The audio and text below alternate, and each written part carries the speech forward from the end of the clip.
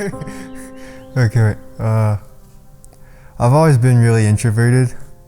Ever since I was young, if anyone saw a picture of me, they would look, and I kind of look like really lost. And my parents said, "That's your thinking face." And that was my favorite activity when I was younger, was just thinking. I was that kid at recess. I would go hang out on the swing set and just think. And I wasn't being a loner. I was just really enjoying my own company and thinking and just pondering things. And that kind of like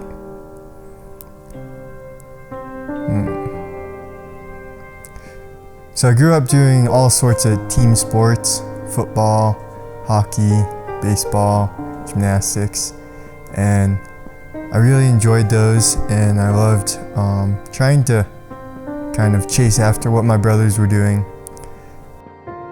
And then going into freshman year of college, I still remember just the first day I went out, and I didn't think I could do it. And I went from having only run like 1 or 2 miles to running 6 miles. And I remember after that just opened a whole new world to me, because I was like, man, I never thought I could be a runner before. And before I knew it, I think within 2 weeks I ran my first half marathon. Within 2 months I ran my first marathon. Within the next year I ran my first 50 mile. And I just found this incredible sport where I could go out and challenge myself and also think. Just hours and hours of just plugging along. Never listen to music when I run. I just kind of think, because I do most of my running alone. And that really is what got me into kind of the ultra running scene, which intensified when I moved back from Texas to Boulder. And lately I've just really enjoyed kind of pushing it further and further and seeing what I can do.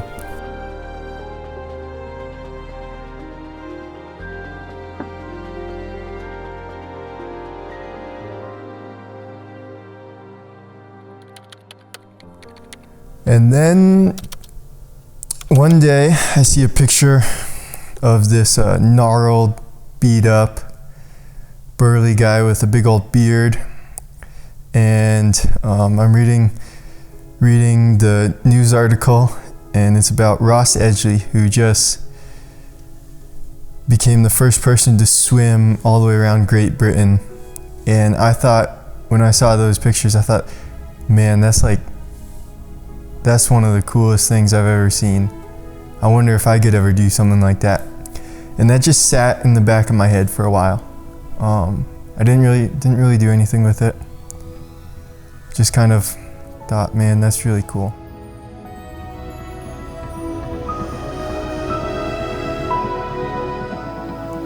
And so last May, my brothers and I went on a backpacking trip to Lake Powell, which is kind of one of our favorite places to go. We've been going there since as long as I can remember.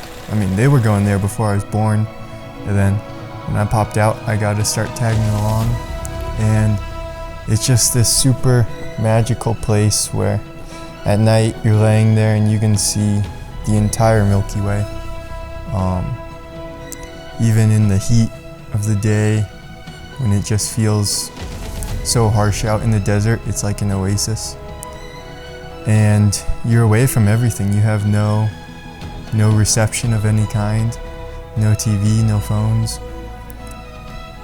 And I was sitting there on the 3rd or 4th day of this trip, and then it just hit me. Maybe I should swim Lake Powell. And it seemed kind of too big and too ridiculous to try, but I couldn't get it out of my head no matter how hard I tried. So then when we got back, I just thought, well, okay, I'll do this. Maybe I should find out how far it is. So I kind of just started researching when would be a good time to swim it, how you even do a swim that long. And one thing that inspired me and showed me that it could be done is there was a swimmer, Sarah Thomas, who swam from Bullfrog to Waweep, which is 2/3 of the lake, and she did it without stopping, which absolutely blows my mind. But yeah, I still really don't have it all figured out, but I know I'm going to go for it and I want to swim it. And then, so this kind of developed throughout last summer of 2020. I really wanted to get into swimming, but all the pools shut down after.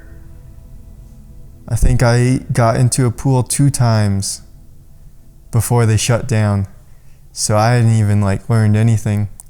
So I grabbed my dad's old wetsuit out of the boat, and I started sneaking into the community lake. It was April. I think the water was probably 45, 50 degrees, really cold. And that's kind of where I learned how to swim, learned how to front crawl consistently, up until I had the police called on me and they kicked me out of the lake. But by then it was too late. I was completely committed to doing this swim, and that was about all I knew until one day I was having a conversation with my cousin Jesse, and he told me about this incredible experience he had riding across North America on his road bike. And he also was explaining to me how he did it as a fundraiser for, I think it was some sort of nonprofit that provided water to people who didn't have water. And I thought that's the coolest thing, that he got to use his passion for biking and his sense of adventure in a manner that really got to touch people across the globe and help them. So immediately it popped into my head. So I've been serving with the Cornerstone Foundation for really the last decade, and it didn't take me any time at all. Immediately once I heard Jesse talking about his experience doing that, I was like, I've got to use this swim to give back to the Cornerstone Foundation, because I've served 4 trips in Cambodia with them and got to see their work through not just the surgical teams that go over there, but just how they encounter the people that they're serving and the good work they've been doing there and in Uganda. I can't even describe how much that foundation has provided me in terms of not just getting to serve others, but just growing me into the man I am today and just changing my worldview and my character and everything. So that's about where we are now. Is I know I'm going to swim Lake Powell. I don't know how long it's going to take me. I don't know all the logistics of how to do a swim like this, but I'm going to swim it.